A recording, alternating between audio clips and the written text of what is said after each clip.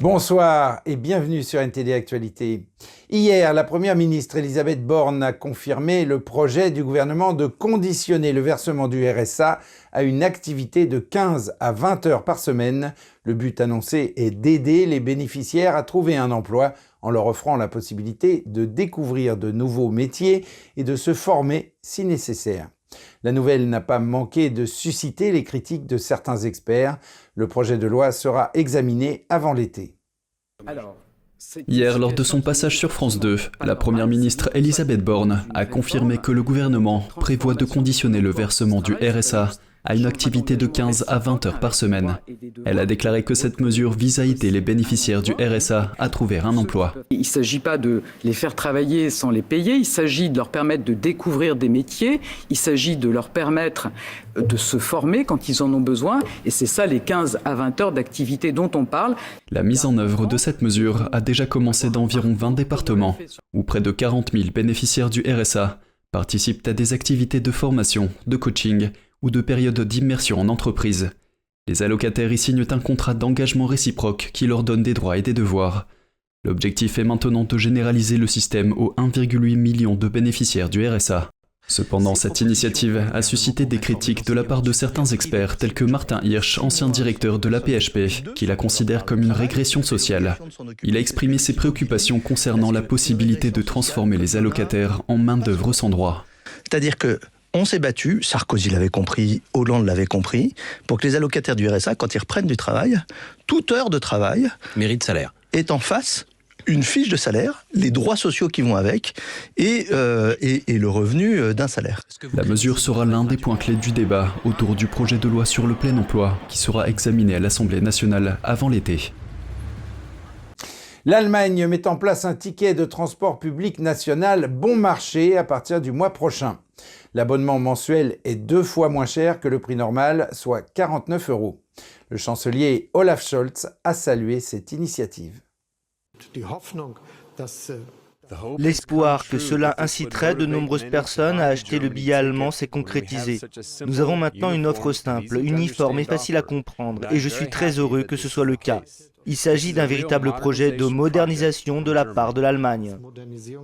Scholz s'est dit impressionné par le nombre de personnes s'étant déjà abonnées. Il a également abordé le sujet des véhicules électriques, ajoutant qu'il voyait l'avenir de la mobilité comme étant électrique. Il a fait ces remarques lors de sa visite d'une société de transport public à Berlin. Cette société exploite actuellement plus de 200 bus électriques. Scholz s'est lui-même essayé à la conduite d'un bus électrique et s'est montré satisfait de sa première leçon de conduite. Et au Royaume-Uni, le Collège royal des infirmières a annulé la journée de grève du 2 mai à la suite d'une décision de la Haute Cour. La Cour a jugé illégale une partie de la grève de 48 heures, mais le syndicat a prévenu qu'il demanderait un nouveau statut et que la grève pourrait se poursuivre pendant encore 6 mois. En Angleterre, les grèves des infirmières pourraient se poursuivre pendant des mois après la colère suscitée par une décision de justice concernant une grève prévue pour le week-end prochain. Le secrétaire d'État à la santé Steve Barclay a obtenu gain de cause devant la Haute Cour, estimant qu'une partie de la grève de 48 heures était illégale. Le juge a déclaré qu'il était préoccupant que le Collège royal des infirmières n'ait pas assisté à l'audience et l'a condamné à 40 000 € de frais de justice. Suite à l'action en justice du gouvernement, le dirigeant syndical a considéré qu'il s'agissait du plus sombre jour du conflit jusqu'à présent. C'est choquant. Je trouve absolument choquant qu'un gouvernement soit prêt à traîner ses infirmières devant les cours royales de justice. Quelle façon de traiter le personnel infirmier d'Angleterre. Le personnel infirmier qui a assuré la cohésion du NHS alors que ce gouvernement l'a laissé s'effondrer. Cullen a déclaré que le syndicat ne ferait plus grève le 2 mai, mais qu'il poursuivrait les actions prévues les 30 avril et 1er mai. Le président du Parti travailliste, Sir Keir Starmer, a exhorté le gouvernement à régler le conflit des infirmières à l'amiable. Les infirmières ne veulent pas faire grève, elles veulent un gouvernement qui négocie et leur parle, au lieu de les traîner devant les tribunaux. Je pense qu'elles doivent se gratter la tête et se dire qu'au lieu d'aller devant les tribunaux, il suffit de résoudre les problèmes sous-jacents pour que toutes ces personnes qui attendent des opérations et des soins à l'hôpital puissent réduire leur anxiété et passer à l'action. Le secrétaire d'État à la santé Steve Barclay s'est félicité de la décision du tribunal.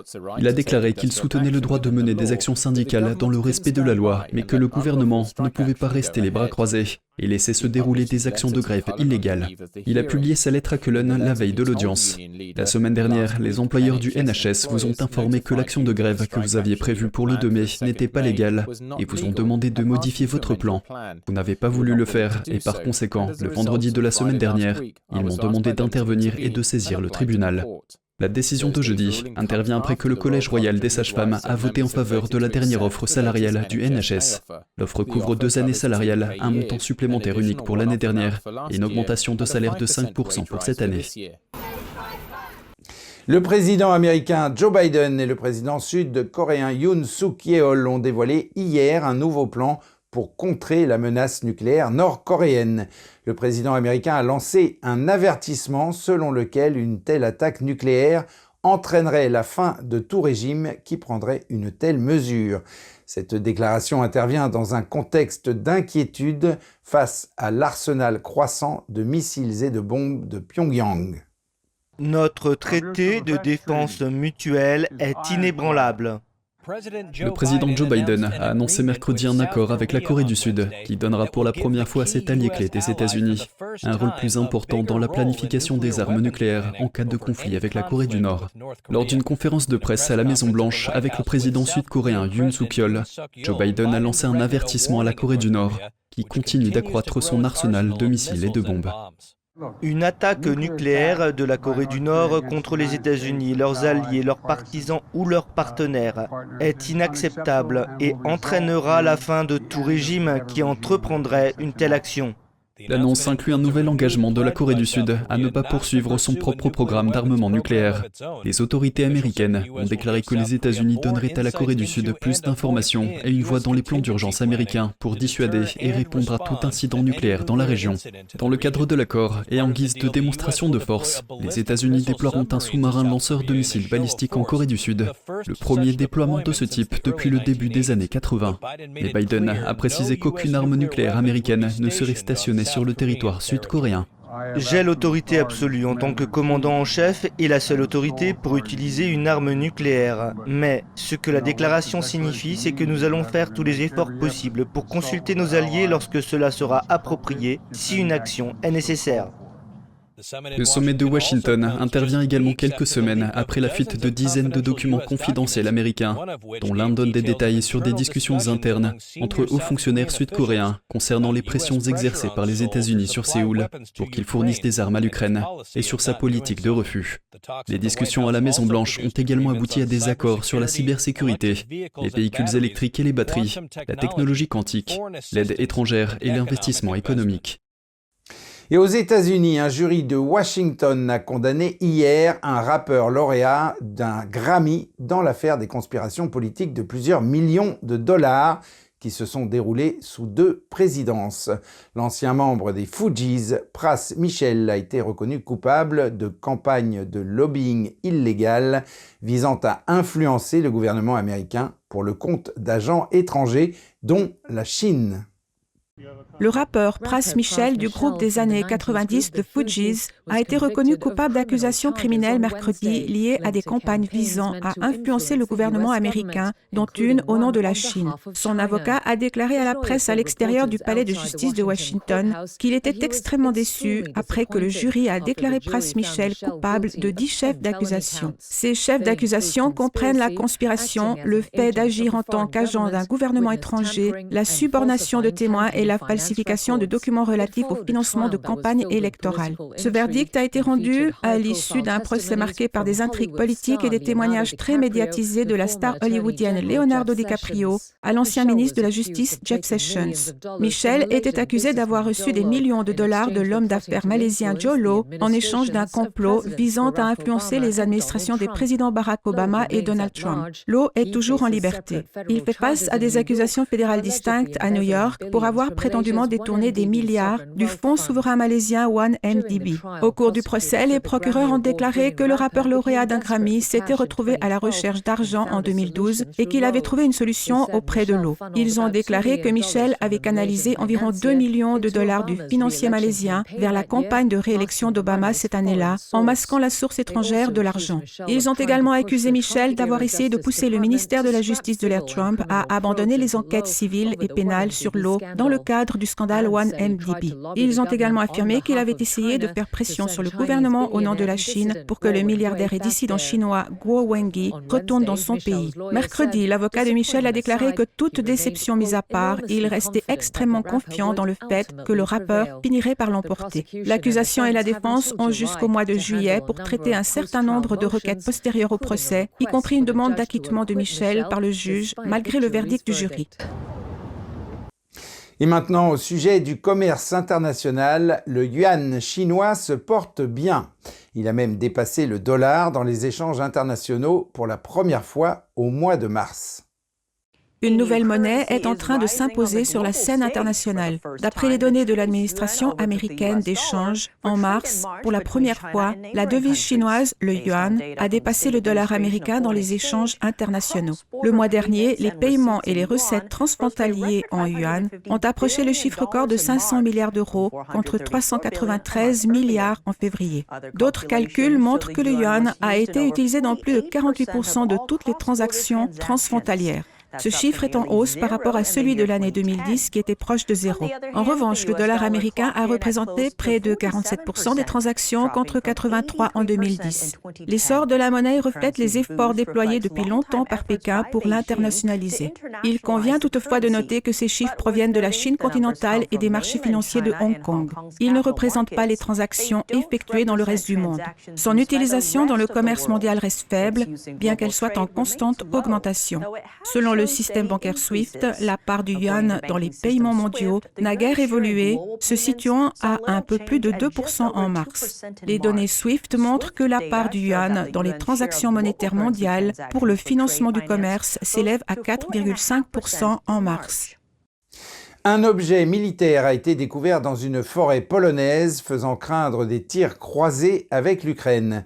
Mais les médias locaux rapportent qu'il pourrait s'agir en fait d'un missile perdu de l'armée polonaise.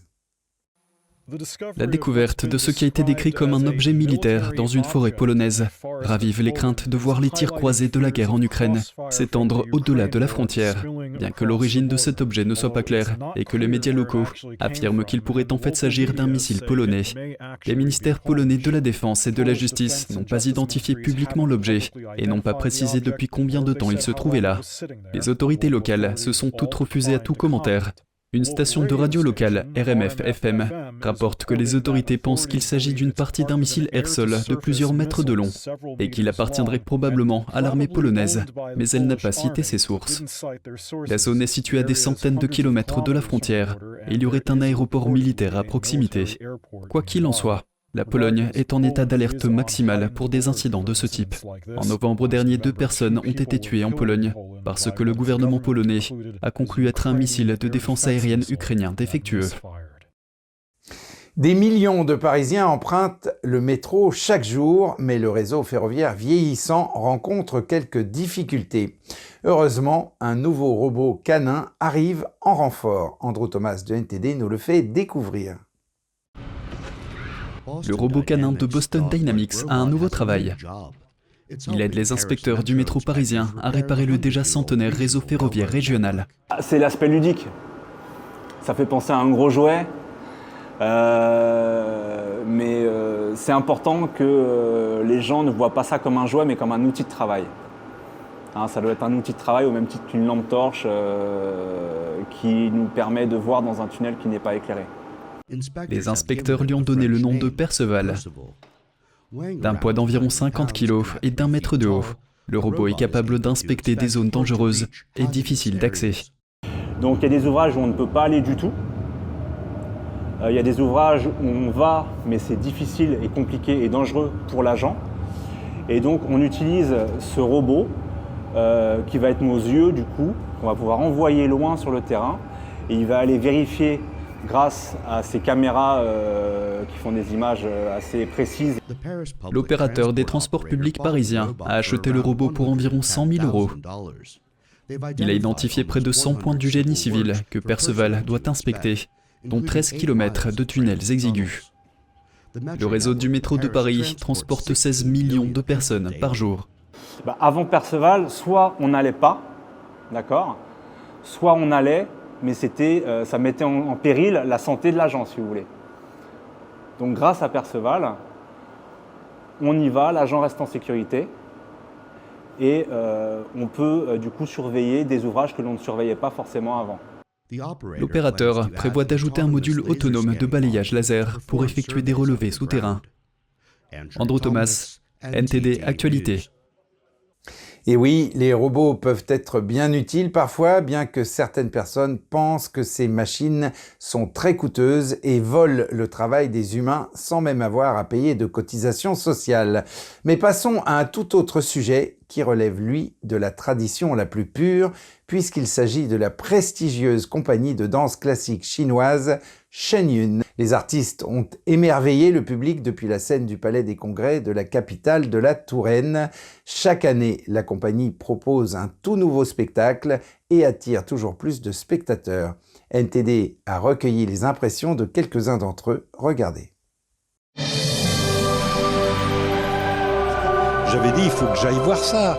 Et quand je suis allé à Nantes, j'ai trouvé que c'était fabuleux. J'ai dit, il faut que j'y retourne. Voilà. Et c'est pour ça que je suis là aujourd'hui. Très élevé, très haute performance. J'ai été stupéfait de la qualité des danseurs et des danseuses. Ah, mais j'étais tout à fait à mon aise. J'aurais pu rêver les yeux ouverts. C'était un peu le but. Mon rêve, les yeux ouverts. C'est pour ça que je suis venu. Je suis très impressionné par les danses. J'adore quand il y a les manches qui sont longues. C'est vraiment très joli. Tout est ressorti au travers de la beauté, la grandeur, dans le geste, dans l'expression de la danse et dans quand ils ont les pieds sur terre, eh bien, on sent vraiment la communication entre la terre et le ciel. Et c'est livré dans leur cœur et le cœur dans les mains. Donc dans les grandes manches, les manches d'eau, on sent le cœur qui s'ouvre vers les spectateurs. C'est vraiment un partage très profond. Je trouve que c'est un message d'espoir, d'enthousiasme, de joie, de vie. J'aime bien cette spiritualité chinoise, les gens qui vont vers les autres. Cet aspect un peu divinatoire et divin des choses. J'ai adoré le spectacle, j'ai pleuré. J'ai beaucoup d'émotions. Ce qui m'a beaucoup ému, c'est cette lumière dorée à la fin qui revient sur le monde du chaos. Et j'ai trouvé une grande spiritualité dans ce spectacle. Le cercle doré, là, c'est là qu'il y a eu vraiment une conclusion de dire voilà, ça y est, ça s'ouvre à nouveau sur un nouveau monde. J'ai trouvé ça très beau et j'avais les larmes aux yeux, très touchée dans mon cœur. La culture traditionnelle chinoise puise son inspiration dans la connexion avec le divin et c'est aussi une particularité du spectacle Shen Yun. Mais bien sûr, on le sent. On ne peut pas faire autrement. Le bon Dieu, il est là-haut. Pour tout le monde. Il n'a pas toujours le même nom, il n'a pas toujours la même forme, mais c'est quand même lui. On sent qu'on est très très bien, on est là dans un truc, on regarde ce qui se passe, on est là, on est pas terrifié, mais au contraire, on est formidable. On se dit, ah là là, c'est formidable, quelle chose, c'est fabuleux, voilà, c'est ça. Depuis le Palais des Congrès de Tours pour NTD Actualité. Ainsi s'achève cette édition. Merci de l'avoir suivi. Vous pouvez suivre tous les programmes de NTD sur Ganjing World, la plateforme 100% propre, en tapant www.ganjing.com/fr-fr ou en cliquant sur le lien qui se trouve sous la vidéo. Quant à nous, on se retrouve lundi à 20h pour une nouvelle édition. Et d'ici là, je vous souhaite à toutes et à tous, et au nom de toute l'équipe, un très bon week-end et une excellente soirée sur NTD.